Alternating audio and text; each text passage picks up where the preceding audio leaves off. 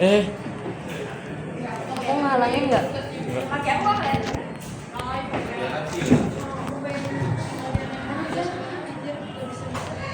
ini si PPT mau kelihatan juga gak? Itu lebih penting sih daripada sigma. Dah. Udah. Dipencet. Lupa. Assalamualaikum. Coba ini ada anaknya. Lama.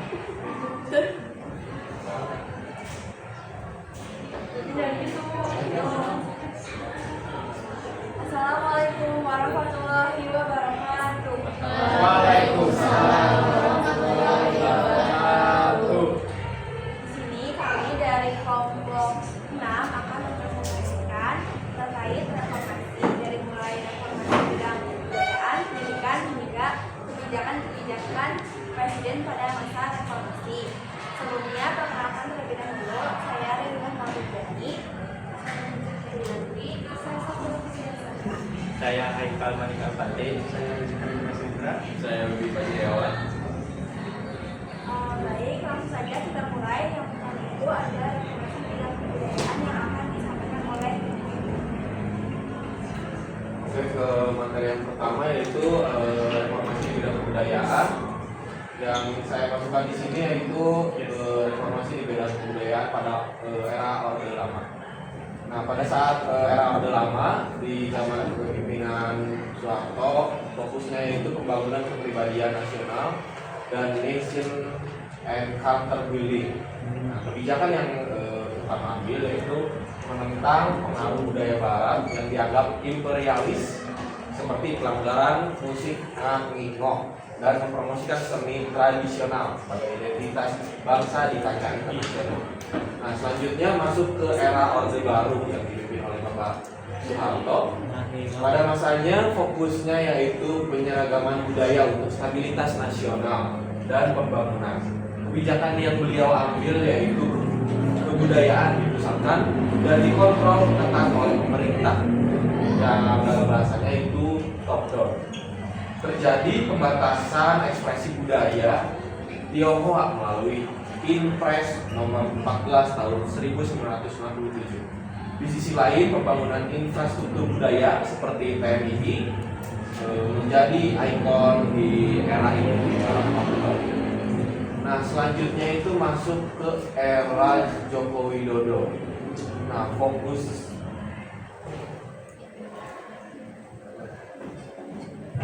lanjut di era Joko Widodo, fokusnya itu penguatan regulasi dan kemajuan kebudayaan sebagai investasi. Nah, kebijakan yang beliau ambil yaitu pengesahan Undang-Undang Nomor 5 Tahun 2017 tentang kemajuan kebudayaan. Di akhir masa jabatannya pada Oktober 2024, ia menandatangani Perpres Nomor 115 Tahun 2024 tentang Rencana Induk Kemajuan Kebudayaan 2025 sampai 2045 yang mengintegrasikan budaya ke dalam pembangunan nasional jangka panjang.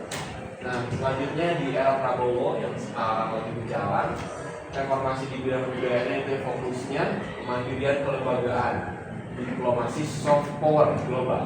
Nah, kebijakannya pada Januari 2026, Kementerian Kebudayaan Republik Indonesia berdiri sendiri sebagai kementerian mandiri untuk memberikan otonomi penuh dalam pengelolaan anggaran dan kebijakan.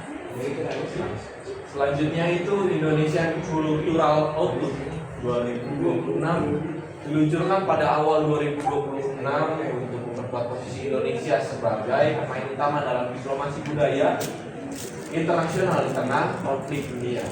Nah, selanjutnya itu ada repatriasi besar-besaran. Nah, targetnya itu pemulangan puluhan ribu artefak sejarah dari luar negeri sebagai bagian dari pemulihan harga diri bangsa.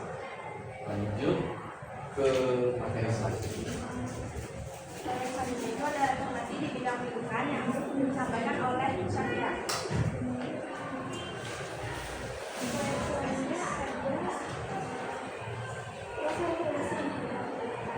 Pada masa presiden tersebut, sistem pendidikan itu lebih diarahkan kepada otoritas sekolah. Jadi, penataan tugas pendidikan itu lebih terfokus.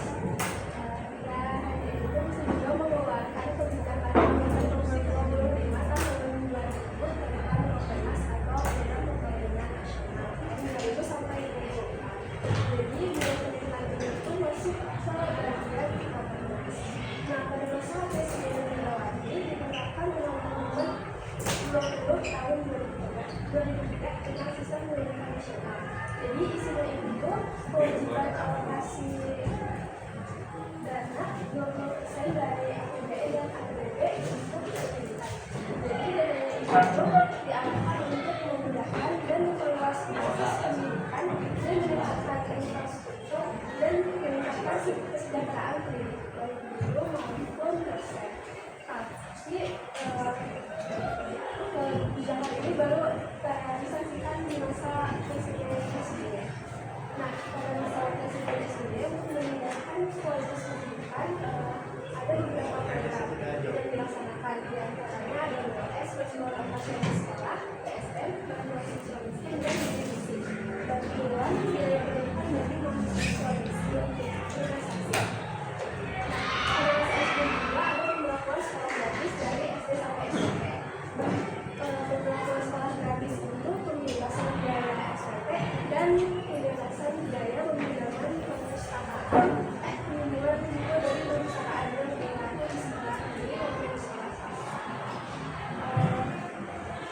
Tidak hanya terkait pada penyediaan mahasiswa dan anak, melainkan juga masalah kurikulum itu sendiri juga oleh pemerintah minimal 6 tahun sekolah. Masalah informasi pemerintah telah melakukan beberapa kali perubahan kurikulum. Pertama adalah kurikulum berbasis kompetensi atau KPK, yaitu kurikulum tingkat satuan pendidikan atau KPSP. Yang ketiga itu kurikulum 2015 dan yang terakhir itu kurikulum nasional.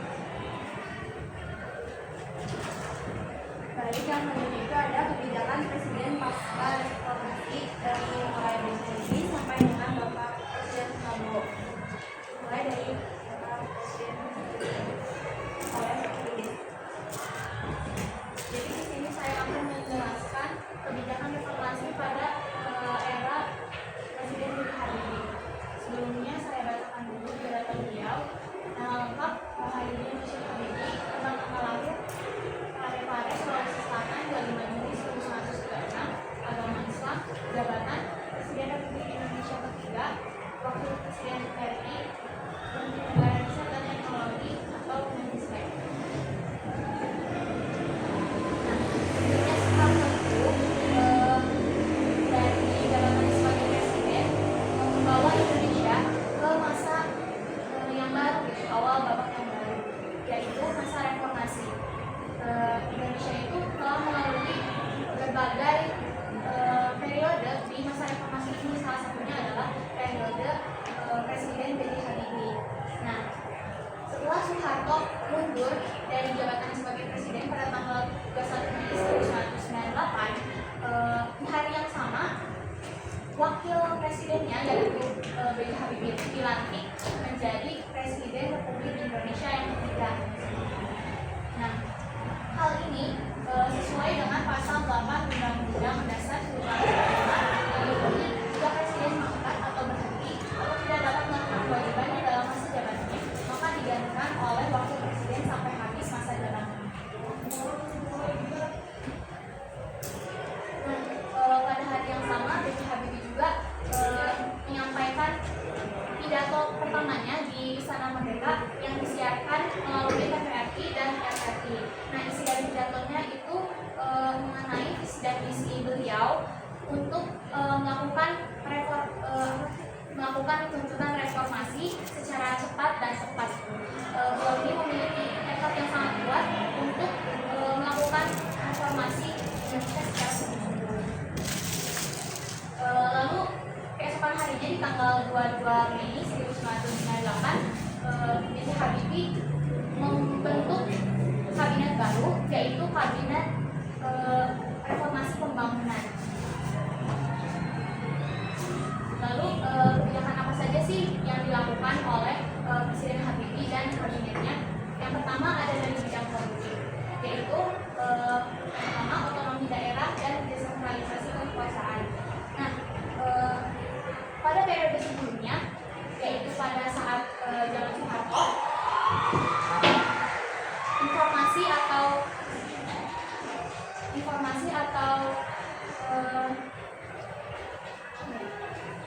kekuasaan terkait keuangan negara dan juga pemerintahan itu terpusat di Jakarta.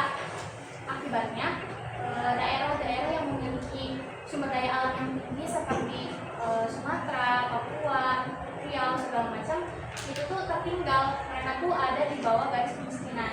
Maka dari itu B.J. Habibie mengeluarkan TAP MPR nomor 15 tahun 1998 yang dimana bertujuan untuk supaya menghilangkan kesenjangan antara daerah pusat dengan daerah-daerah terpencil sehingga Indonesia itu dapat keluar dari krisis ekonomi. Kemudian kebijakan keduanya yaitu mengadakan pemilu yang demokratis dan reformasi politik yang lebih demokratis dan juga lebih luas itu. Karena pada periode sebelumnya yaitu pada zaman Soeharto pemilu itu tidak secara demokratis, jadi lebih tertutup gitu. Dan itu sesuai dengan Undang-Undang Nomor 2 Tahun 1999 sehingga pelaksanaan pemilu di tahun tersebut bisa diikuti oleh 48 partai, yaitu dengan melakukan sistem multipartai.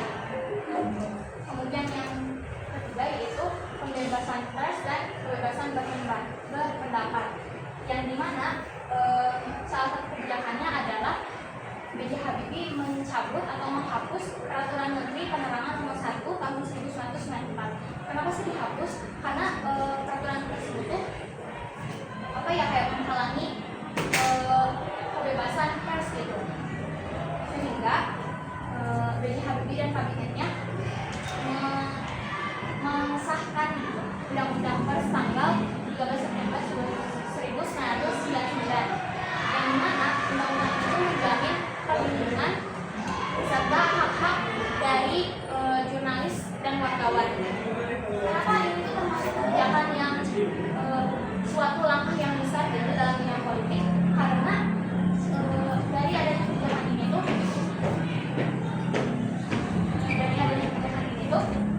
masyarakat Indonesia bisa lebih terbuka gitu, lebih mengetahui informasi terkait pemerintah secara lebih transparan, dan wartawan juga jurnalis itu lebih aman dan terlindungi. Selanjutnya kebijakan yang terakhir itu referendum Timur Timur. Ini adalah salah satu kebijakan dan fenomena yang populer pada masa itu, yang dimana referendum merupakan proses pemungutan suara untuk menentukan suatu keputusan politik yang berpengaruh terhadap sebuah negara.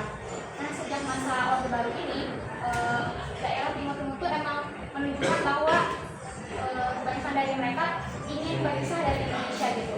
Hingga pada tanggal 30 Agustus 1999, B.J. Habibie itu menyelenggarakan sebuah referendum bersamaan dengan PBB, dan hasil dari referendum tersebut tuh menyatakan bahwa mayoritas dari Timur Timur, yaitu sebesar 78,8%, memilih untuk berpisah dari Indonesia. Dan hingga akhirnya pada 19 Oktober 1999 Timur Timur berpisah dari Indonesia. Selanjutnya ada kebijakan di bidang hak asasi manusia. Yang pertama itu adalah pemberian amnesti dan abolisi. Masih berkaitan dengan kebijakan politik yang tadi tentang kebebasan pers. Dalam melaksanakan agenda reformasi di bidang perlindungan HAM ini, amnesti itu pengertiannya adalah pengampunan atau penghapusan hukum yang diberikan presiden kepada seorang narapidana. Sedangkan abolisi adalah penghapusan proses hukum yang sedang berjalan kepada seorang terpidana. Salah satunya adalah Sri Bintang Pamungkas yang pernah menjabat sebagai menteri Indonesia di Indonesia, dan beliau tuh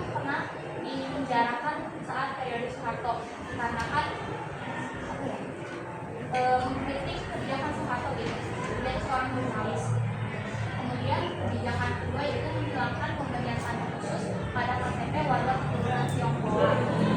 Nah, kebijakan ini merupakan respon atas diskriminasi yang berlangsung kepada Tionghoa pada saat itu, yang dimana keturunan Tionghoa di Indonesia waktu itu tuh dipersulit di bagian administrasi negaranya. Kemudian yang ketiga yaitu menghilangkan diskriminasi ras, etnik, dan agama. Ini masih sama dan berkaitan dengan yang poin kedua.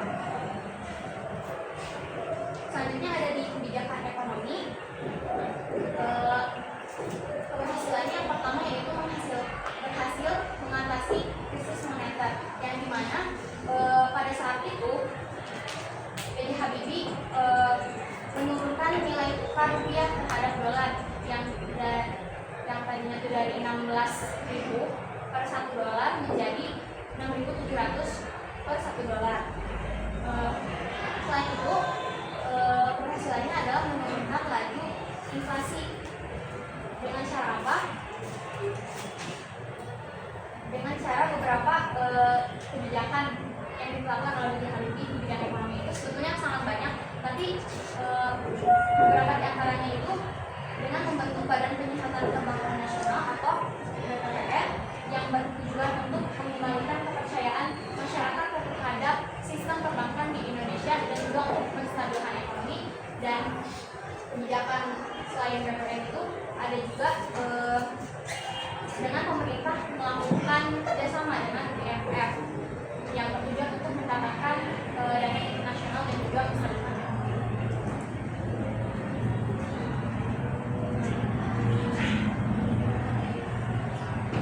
Akhir masa pemerintahan B.J. Habibie perlu diketahui oleh kalian bahwa B.J. Habibie ini adalah presiden yang menjabat hanya sebentar, yaitu hanya 1 tahun 5 bulan saja. Kenapa sih bisa sebentar? Jadi pada saat itu tanggal 14 Oktober 1999 MPR itu mengadakan sidang umum, dan pada sidang tersebut B.J. Habibie itu menyampaikan pidato pertanggungjawabannya sebagai presiden. Tapi anggota MPR, kebanyakan anggota MPR itu tidak menyetujui laporan pertanggungjawaban tersebut karena mereka menganggap Presiden Habibie ini tidak bisa menjalankan kebijakannya dengan baik. Dan yang mereka fokuskan, yang mereka highlight itu dari kebijakan pemerintahan B.J. Habibie itu adalah kegagalan dalam kasus timur itu. Jadi B.J. Habibie itu dianggap tidak bisa mempertahankan bagian dari wilayah Indonesia. Nah, hingga pada tanggal 20 Oktober MPR itu mengumumkan bahwa pertanggungjawaban B.J. Habibie ditolak, dan keesokan harinya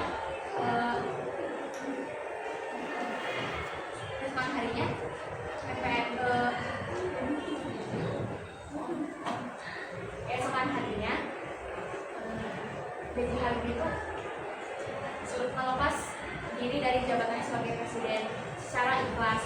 Dan pada tanggal tersebut, tanggal 21 Oktober, MPR itu mengadakan rapat paripurna untuk membahas mengenai pemilu selanjutnya. Selanjutnya yaitu masa kepemimpinan Presiden Abdurrahman Wahid yang adalah oleh dan selanjutnya kita ada Presiden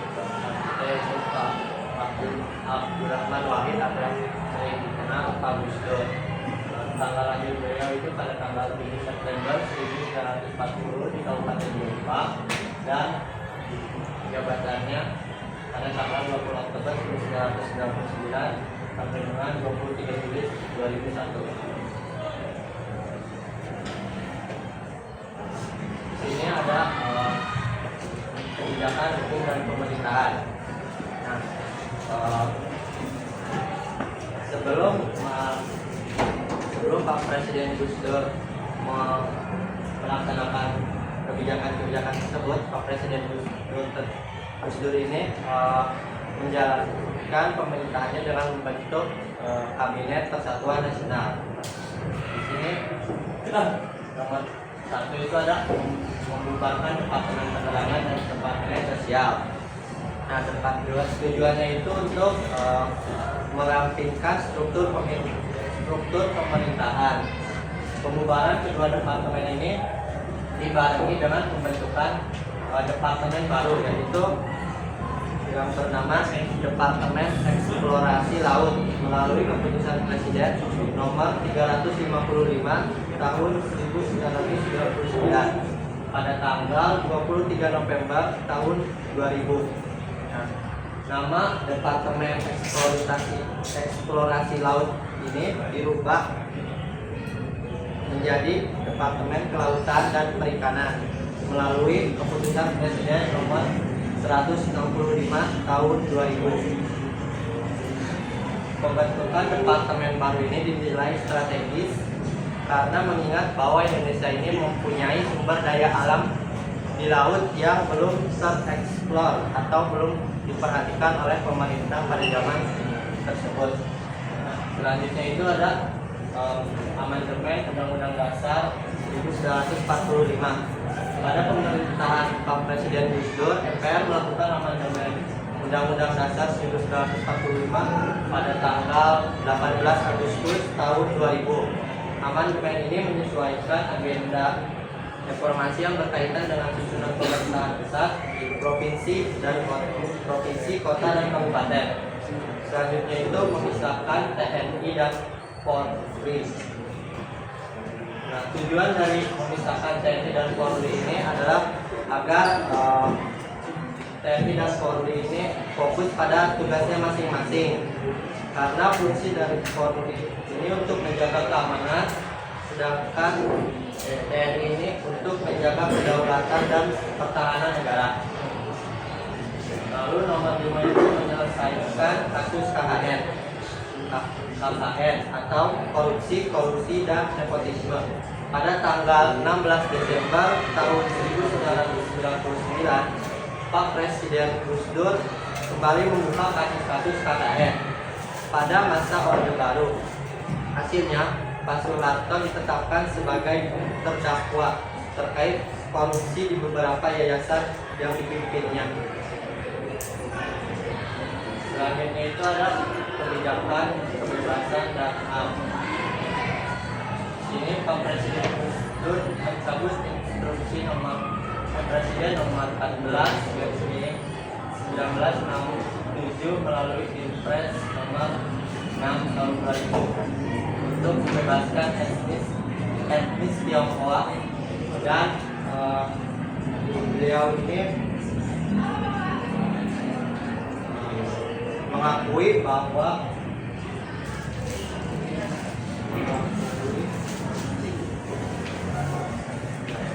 beliau ini menetapkan hari Imlek sebagai hari libur nasional melalui keputusan Presiden nomor 6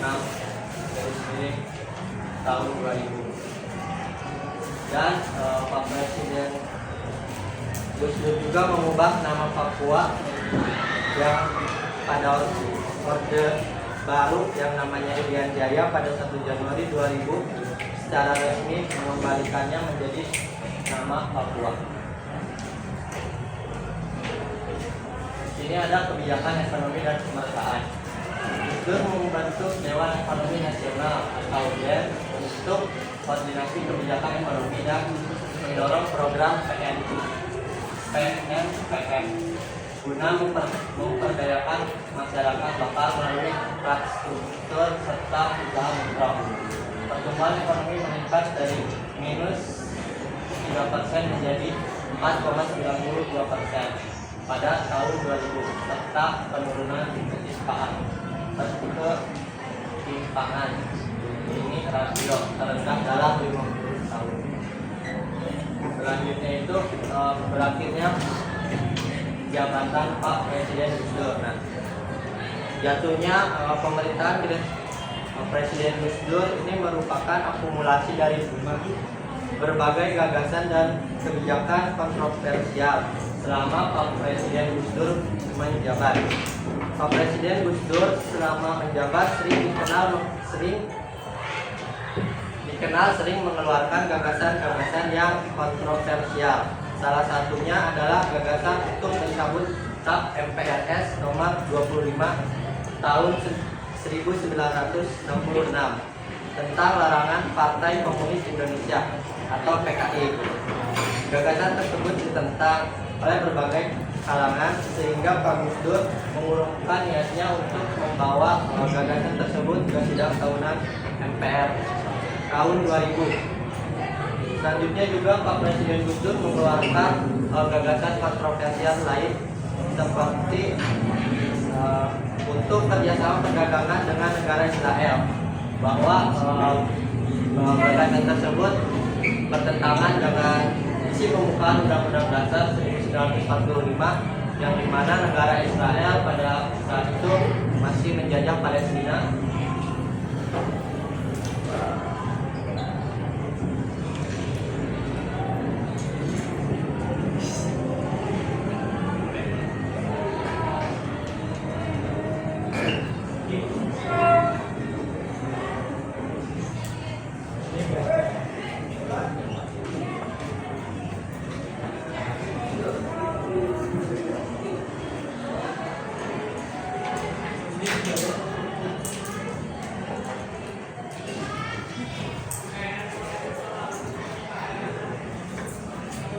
Presiden Gus Dur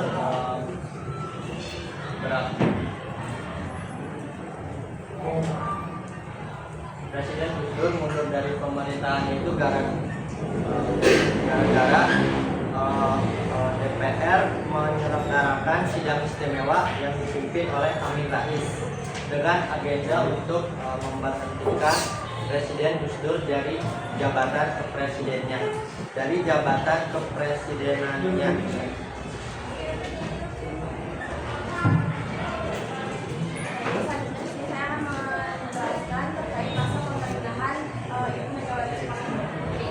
Sebelumnya, saya memberitakan biodatanya terlebih dahulu.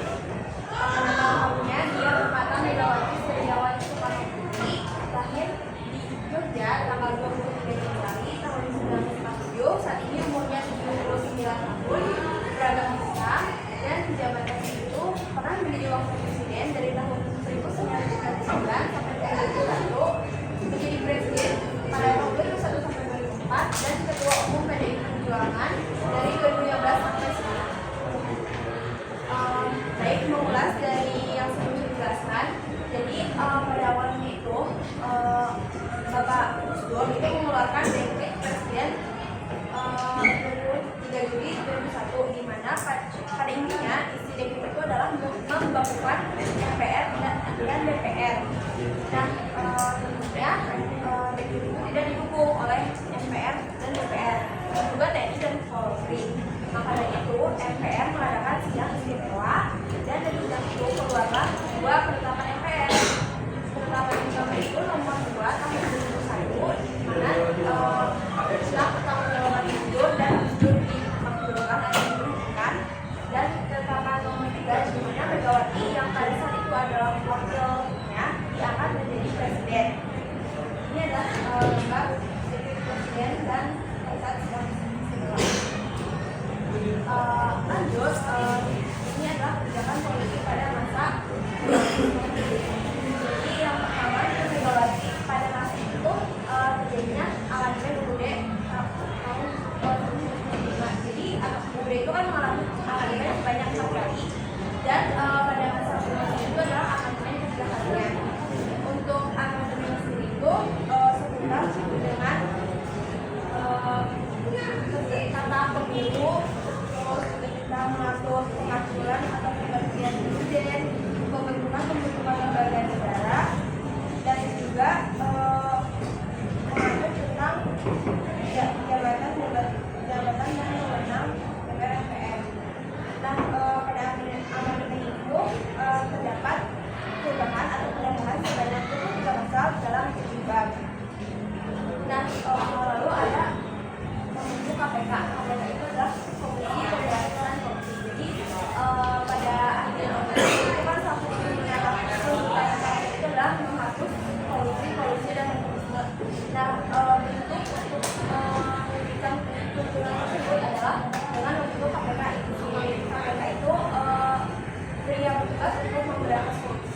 secara kesinambungan dan juga lembaga yang mandiri dan bebas dari kekuasaan yang lain. Lalu ada NH yang pembentukan NH itu dari amandemen UUD tadi, yaitu Mahkamah Konstitusi. Jadi Mahkamah Konstitusi ini adalah lembaga kehakiman yang bertugas menyelesaikan sengketa kenegaraan, menguji undang-undang dan juga menyelesaikan terkait pembubaran partai. Dan selanjutnya itu ada lembaga lain yang dibentuk berdasarkan amandemen undang-undang. Yang pertama, yang lainnya itu ada Komisi Yudisial. Itu lembaga di Dikti juga yang bertugas untuk mengawasi hakim dan mengajukan hakim agung. Lalu selanjutnya itu ada BPK atau Badan Pengawas Keuangan yang bertugas untuk membantu keuangan negara dan juga mengelola keuangan negara. Lalu selanjutnya ada netralisasi PNS dan TNI Polri dalam politik. Maksudnya itu PNS, TNI dan Polri itu tidak boleh memihak atau mendukung partai, presiden dan lain-lain, jadi harus bersifat netral. Lalu itu mengeluarkan beberapa UU atau undang-undang, dan itu ada undang-undang nomor 12 tahun 2003 tentang pemilu, nomor 2 tahun 2003 tentang susunan dan bentukan MPR dan DPRD. Lalu yang ketiga itu ada UU nomor 23 tentang pemilihan presiden. Nah, lalu ada upaya memperbaiki ekonomi bangsa atau kebijakan ekonominya. Yang pertama itu ada privatisasi BUMN. Maksudnya itu Megawati itu melakukan penjualan saham BUMN. Nah, saham yang dijual sendiri itu adalah saham Indosat. Nah, tujuannya sendiri itu untuk menurunkan inflasi. Dari beberapa artikel yang saya baca itu ada yang menganggap bahwa tindakan itu adalah tindakan yang karena aset yang strategis dijual My ke lesson pihak has asing. ended for today. See you tomorrow morning with a new learning spirit. Take care on the way home and have a nice day. Lalu selanjutnya yang kedua ada stabilisasi fiskal, yaitu menstabilkan keuangan. Lalu yang ketiga itu ada memulihkan fungsi intermediasi perbankan. Maksudnya itu bank itu dipulihkan, diperbaiki sehingga bank itu mampu dan tahu untuk memberikan kredit kepada rakyat, menjalankan kepada rakyat.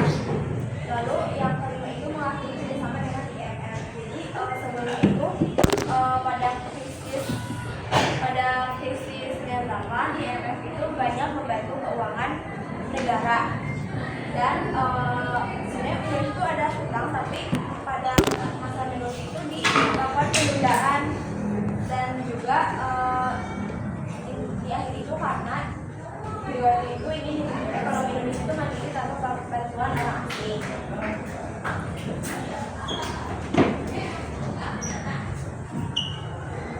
Lalu itu ada kebijakan sosial, kesehatan dan keamanan. Yang pertama itu ada program beras miskin atau beras untuk keluarga miskin. Jadi itu pemberian bantuan beras untuk keluarga-keluarga yang dianggap kurang mampu. Lalu selanjutnya itu ada kartu sehat. Kartu sehat itu kalau di sekarang itu kayak BPJS, intinya kartu untuk bantuan mendapatkan kesehatan. Lalu selanjutnya itu ada dana pendidikan, itu pemberian uang agar anak-anak bisa bersekolah. Lalu selanjutnya itu kerjasama internasional terkait terorisme. Jadi kalau kalian mungkin pernah mendengar dulu ada kasus bom di Bali tahun 2002, itu penyelesaiannya dan juga pembuatan undang-undang pemberantasan anti terorisme itu dibantu oleh kerjasama internasional ini. Next. Lalu selanjutnya ada upaya mendaya pembunuhan NKRI. Jadi pada masa Megawati itu wilayah Aceh dan Papua itu ada gerakan separatisme, yaitu gerakan untuk memisahkan diri.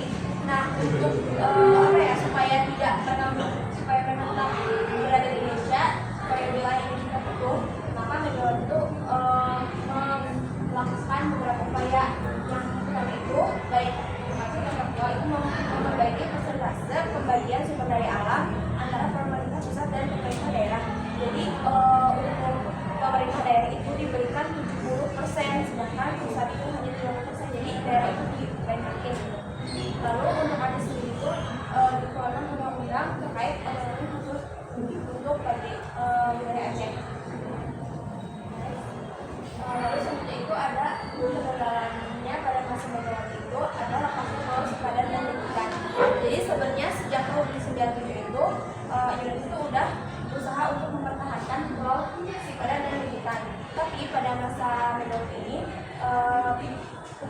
nasional itu menyerahkan uang simpanan dari militer itu kepada Malaysia.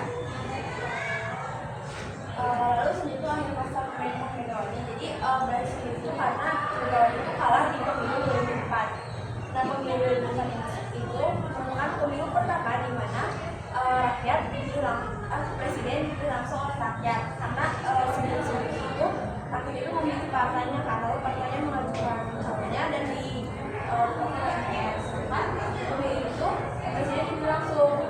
Lalu dapat dua tahap. Pemilihan partai atau legislatif yang yaitu pemilihan presiden. Pemilihan presiden sendiri dilakukan selama 2 putaran karena pada putaran pertama Kepala Sarawak tidak mendapat suara yang cukup untuk sebuah syarat. Lalu pada putaran kedua Susilo Bambang Yudhoyono dan Bapak Yusuf Kala memenangkan pemilu tersebut. Dan selanjutnya itu masa kepemimpinan Bapak SBY.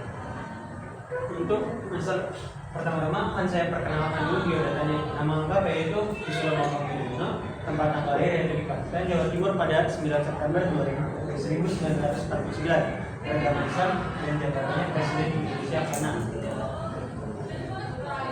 Jadi kondisi Indonesia saat awal pemerintahan Presiden Susilo Bambang Yudhoyono yaitu ada pasca krisis ekonomi, konflik di Aceh, masalah korupsi, dan stabilitas ekonomi yang belum kuat.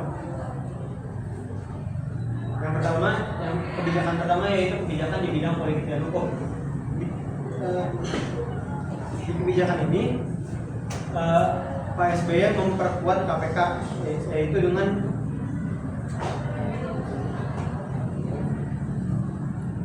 membuat KPK lebih memiliki kekuasaan yang lebih tinggi dan selanjutnya reformasi birokrasi. Selanjutnya lagi ada pemberantasan korupsi dan kebebasan pers. Selanjutnya kebijakan di bidang ekonomi. Kebijakan di bidang ekonomi yaitu stabilitas ekonomi nasional. Kemudian ada program BLT yaitu bantuan langsung tunai yang membantu keluarga yang kurang mampu secara finansial agar dapat memenuhi kebutuhan sehari-hari.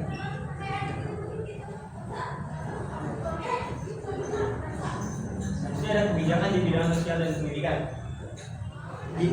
Di kebijakan ini Pak SBY menjalankan atau bantuan operasional sekolah yang dapat membantu meningkatkan biaya pendidikan.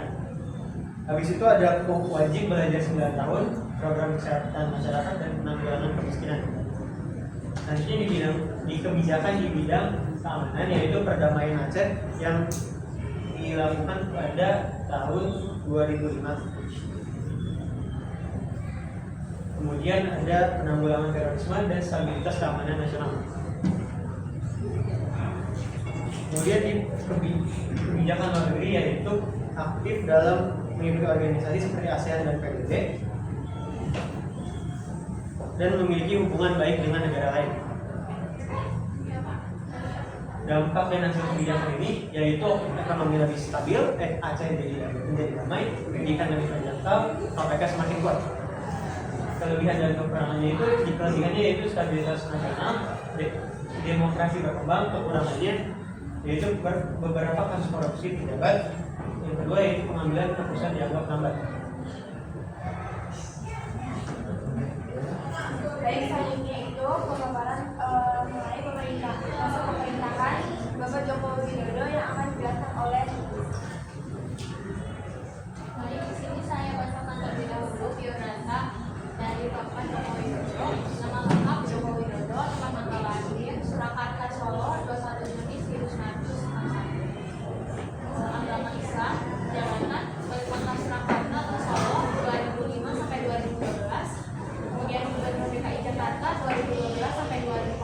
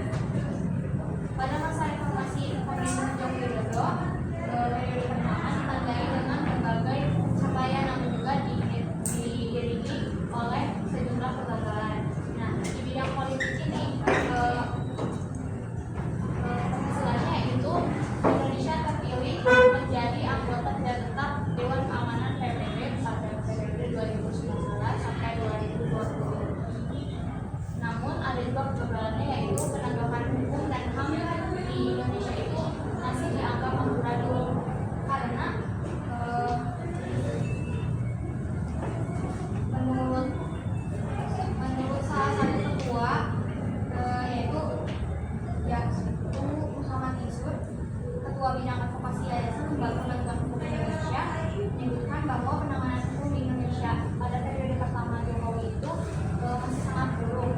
Menurutnya, hukum di Indonesia itu justru kerap digunakan sebagai alat kriminalisasi terhadap warga yang sedang memperjuangkan hak konstitusionalnya. Kemudian yang kedua ada kebijakan di bidang ekonomi. Di sini ada grafik, yaitu grafik meningkatnya skor ease of doing business atau kemudahan berusaha sebagai bentuk komitmen pemerintah dalam melakukan perbaikan struktural ekonomi di Indonesia. Kemudian di sini ada grafik rupiah berkurang. Ini adalah grafik rasio elektabilitas nasional yang dimana pada akhir masa jabatan Jokowi ini meningkat hingga 98,8% melalui program pembangunan listrik 35.000 MW.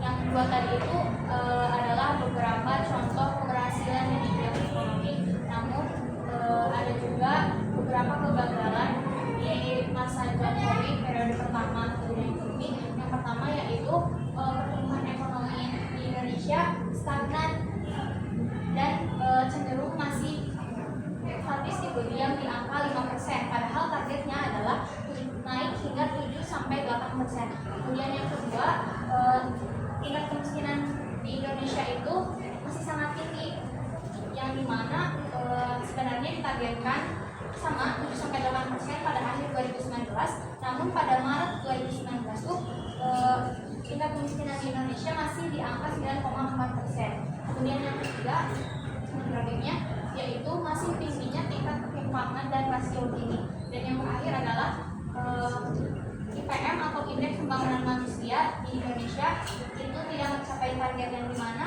kita menargetkan mencapai 76,3 poin pada 2019, namun pada akhir 2019 itu hanya mencapai 71,3 poin.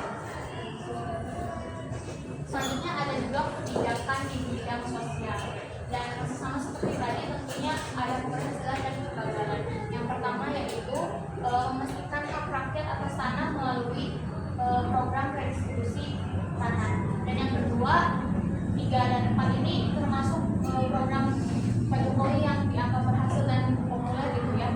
Yang kedua yaitu Kartu Indonesia Pintar. Kemudian yang ketiga itu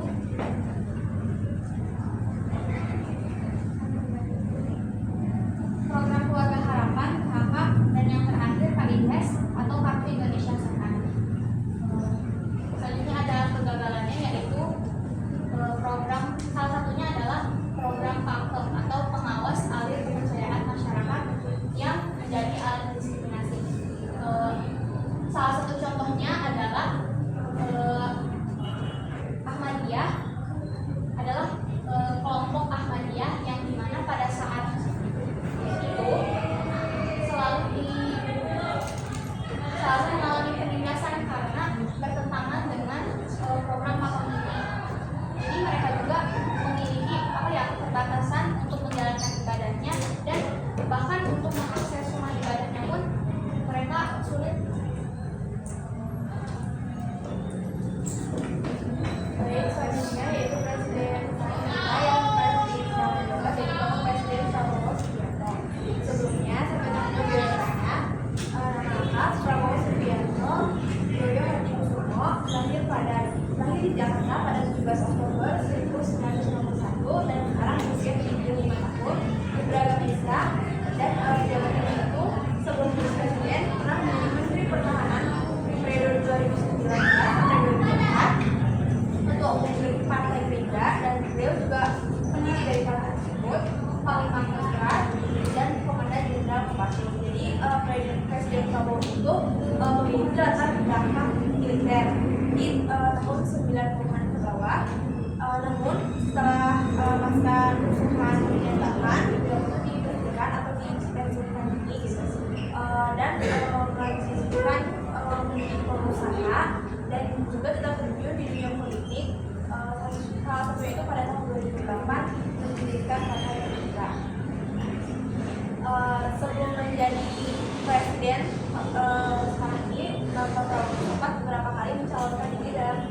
tapi mengalami 3 kali kegagalan. Yang pertama itu pada tahun 2009, beliau menjadi calon wakil waktu itu dan bersama calon presidennya itu Ibu Megawati. Namun kalah suara oleh Bapak SBY yang pada itu berarti menang untuk periode keduanya. Lalu kekalahan yang kedua itu adalah pada tahun 2014 yang dikalahkan oleh Bapak Joko Widodo. Lalu pada tahun 2019 kembali mengalami kekalahan yang ketiganya dan kekalahan keduanya oleh Bapak Joko Widodo lagi.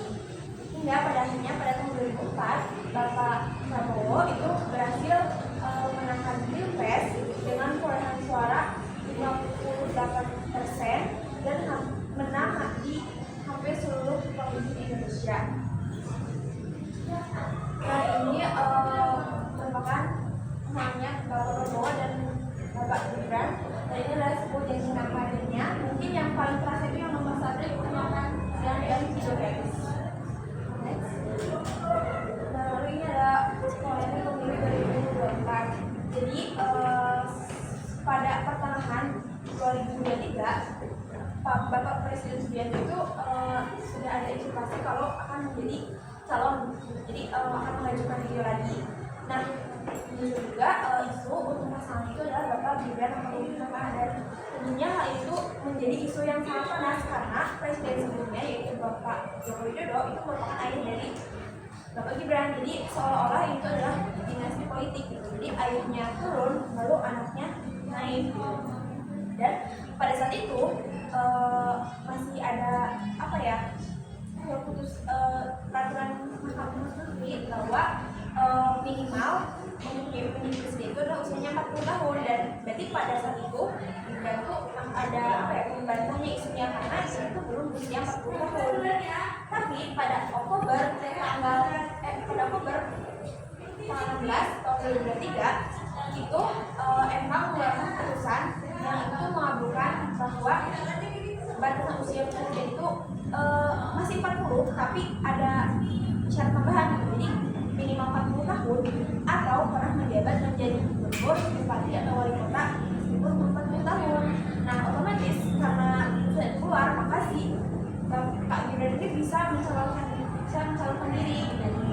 Dan 3 hari kemudian pada tanggal 19 Oktober dibukalah pendaftaran cawapres, capres dan cawapres.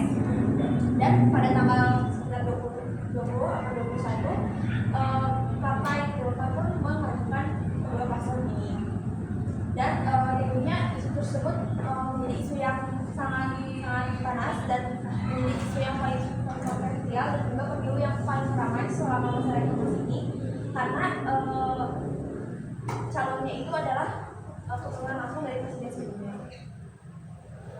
Next, setelah pemilu 2024 itu pada tanggal 17 Februari, setelah beberapa proses penghitungan suara dan semuanya, lalu pada tanggal 20 Oktober 2024 Bapak Prabowo pun dilantik menjadi presiden ke-8 Republik Indonesia. Dan ini pada tanggal 21 Oktobernya Bapak Prabowo itu melantik menteri-menterinya yang akan mendampinginya selama 5 tahun ke depan di kabinet merah putih.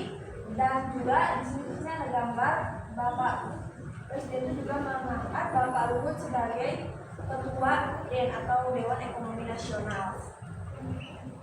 Lalu ini tuh kegiatan Bapak Prabowo selama tahun 2024, jadi dari Oktober sampai Desemberan. Itu yang pertama tuh yang sempat viral juga adalah Hibrid atau pembekalan menteri di kawasan Akademi Militer. Jadi para menteri itu di apa ya, kayak mengalami masa latihan kepemimpinan dulu gitu. Dari semi militer gitu, bangun jam 4 subuh dan pokoknya pernah viral di sosial media. Pokok tujuannya itu untuk mempersiapkan diri untuk membangun negara dan juga menanamkan rasa nasionalisme. Terus ini tuh gambar-gambar saat sedang melaksanakan rapat kabinet. Jadi selama bulan-bulan pertama itu banyak rapat kabinet itunya untuk pengarahan dan merencanakan program-programnya. Lalu ini ada kebijakan yang pertama itu ada reshuffle dan evaluasi kabinet. Jadi Bapak Prabowo ini selama pemerintahnya itu ya sampai sekarang beberapa kali melakukan reshuffle Ekonomi Kabinet, jadi mengganti menteri-menteri karena menteri tersebut dianggap kurang mampu menjalankan tugasnya. Di antaranya itu ada Menteri Keuangan Sri Mulyani yang digantikan oleh Bapak Budaya, lalu ada Menpora yang Dito Artejo diganti oleh Bapak Erick Thohir, dan Menko Polhukam dari Bapak Budi Gunawan digantikan oleh Bapak Jamari Caniago. Dan juga ada Menteri Koperasi dan Menteri P2MI. Lalu juga ada pencabutan insentif tambang dan eksploitasi sumber daya.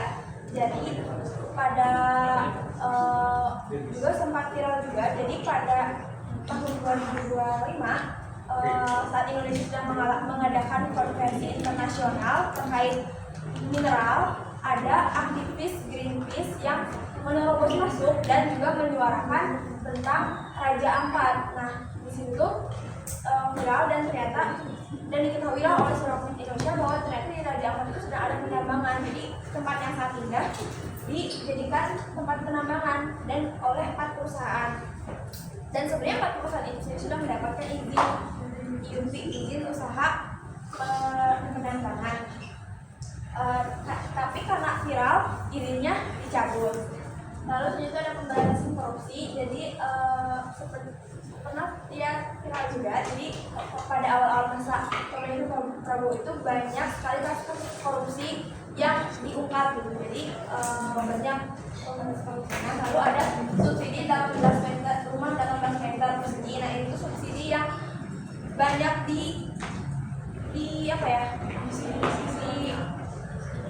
diprotes untuk oleh masyarakat karena subsidi tapi rumahnya kecil banget 18 meter persegi. Jadi karena banyak yang kontra dicabut lagi subsidinya. Lalu ada larangan penjualan gas 3 kilo oleh Menteri ESDM yaitu Bapak Bahlil. Dilarang dan sempat dilakukan juga, tapi terjadinya masalah gitu. Jadi banyak yang kesulitan mendapatkan gas, akhirnya dicabut lagi larangannya.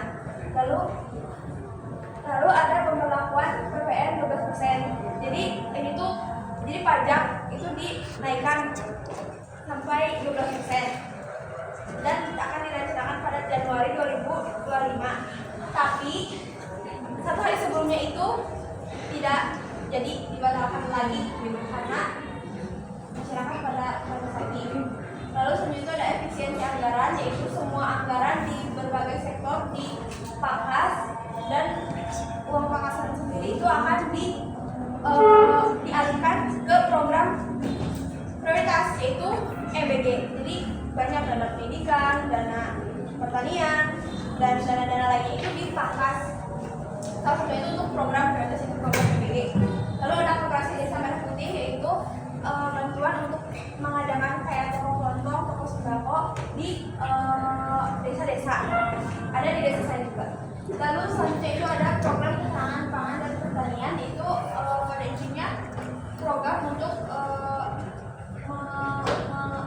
pada intinya program melakukan penurunan harga pupuk, benih, dan juga meluas pertanian, dan juga ada program-program ke desa kayak B2SK. Lalu ada program MBG yang sampai saat ini masih sangat kontroversial karena banyak sekali anggaran itu dipotong buat MBG ini. Padahal banyak yang pikir bahwa anggaran ini bisa untuk hal lain seperti menurunkan sembako atau menurunkan bahan bakar.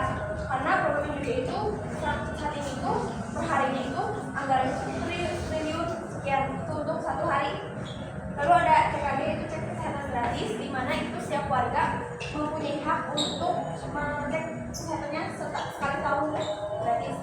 Lalu ada pemberian bantuan bencana seperti yang kita ketahui saat ini Indonesia mengalami banyak sekali bencana dan melakukan pemerintah melakukan pemberian bantuan bencana meskipun banyak yang menilai masih kurang. Lalu ada sekolah rakyat, yaitu sekolah yang untuk orang-orang yang tidak mampu. Saat 15 Januari kemarin itu diresmikan 166 sekolah dengan siswa sekitar 16.000. Next. Ya, selanjutnya itu ada kebijakan luar negeri. Jadi Prabowo itu melakukan banyak sekali kunjungan. Ini ada daftarnya. 35 kali kunjungan dan 2 diplomasi. Next.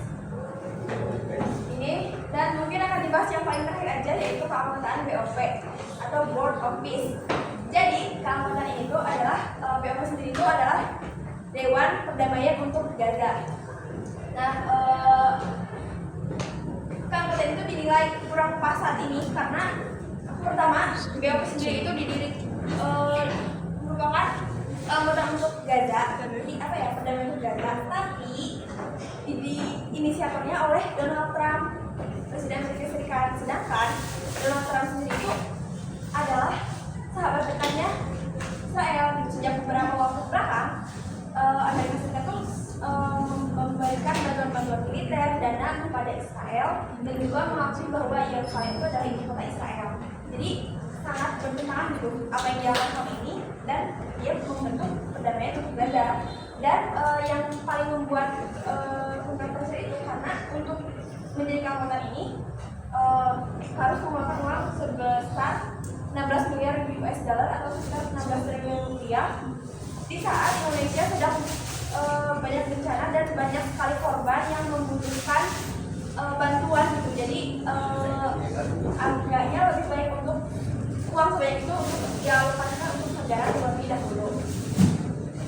Baik, selanjutnya itu adalah sesi pertanyaan. Apakah ada yang ingin bertanya? Oke, karena udah pulang, pertanyaannya di-list aja ya di grup. Next. Oke, terima kasih semuanya yang sudah menonton sampai akhir. Semoga bermanfaat. Jangan lupa beri pertanyaan di grup. Kami dari kelompok 6 mohon diri. Wassalamualaikum warahmatullahi wabarakatuh. Waalaikumsalam.